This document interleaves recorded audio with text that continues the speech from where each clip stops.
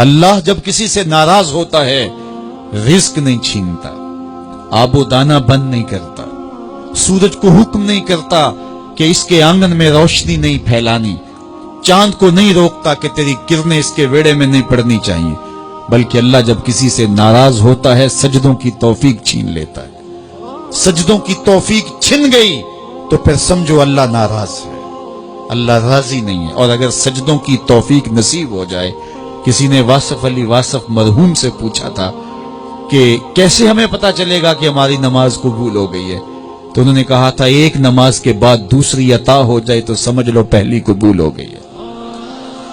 تو نمازوں کا نصیب ہونا یہ اللہ کی رضا اور اللہ کی خوشنودی کی دلیل ہے، اور سجدوں کی توفیق کا چھن جانا یہ اللہ کی ناراضگی کی دلیل ہے۔ میں اور آپ دیکھیں کہ ہم کہاں کھڑے۔ دیکھیے دولت تو کفار کو بھی ملتی ہے، اللہ دولت اسے بھی دیتا ہے جس سے راضی ہے، اسے بھی دیتا ہے جس سے نہیں راضی، لیکن سجدوں کی توفیق اسے ہی دیتا ہے جس پہ وہ راضی ہے۔ تو 5 گانا نماز شعار زندگی بنا لیجئے، نماز قضا نہ ہونے پائے۔ قیامت کے دن بے نمازی اس صف میں کھڑا ہوگا جس صف میں نمرود کھڑا ہوگا، جس صف میں حامان کھڑا ہوگا، قارون کھڑا ہوگا، شداد کھڑا ہوگا۔ مجھے بتائیے ہم میں سے کوئی یہ گوارہ کرتا ہے ہم اس صف میں کھڑے کر دیے جائیں جہاں دشمنان خدا کھڑے ہوں؟ آج کوئی نماز پڑھے یا نہ پڑھے، حشر کے دن حکم ہوگا کہ اللہ کے حضور سجدہ کرو۔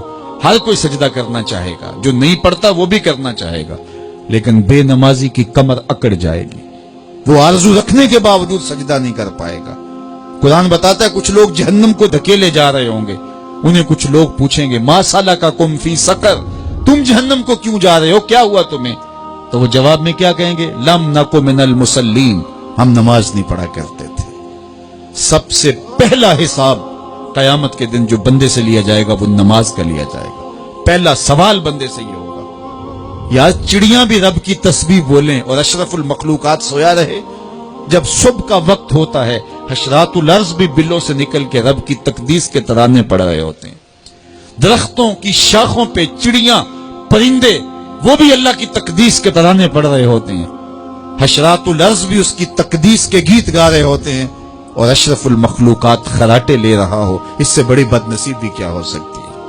آئیے 5 گانا نماز شعار زندگی بنا لے۔ اس مجلس میں اگر کوئی بے نمازی ہے تو آج عزم مصمم کر کے یہاں سے لوٹے کہ آج کے بعد نماز نہیں چھوڑوں گا، اور اگر آپ 5 گانا نماز کی عادت رکھتے ہیں تو آپ کو مبارک ہو، لیکن یہ عزم کر کے جائیے اپنے گھروں میں، اپنے اعزاء و اقرباء اور اپنے دوستوں میں اس زور سے تلقین اور تاکید کریں گے نماز کی کہ وہ پکے نمازی بن جائیں گے۔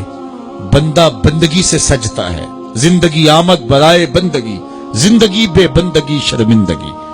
اگر زندگی میں بندگی نہیں تو زندگی کے پلے ہے کیا؟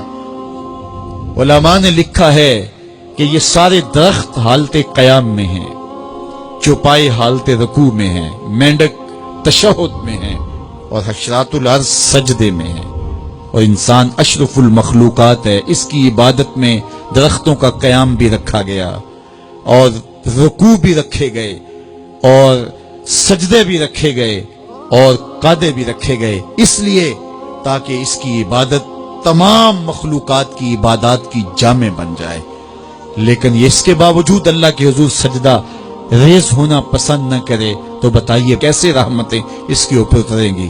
خوش نصیب تو وہ ہیں جو 5 گانا نماز ادا کرنے کے بعد تہجد بھی قضا نہیں ہونے دیتے، سجدوں سے اللہ کے حضور حاضری پیش کرتے ہیں۔ سب سے زیادہ بندہ اللہ کے اس وقت قریب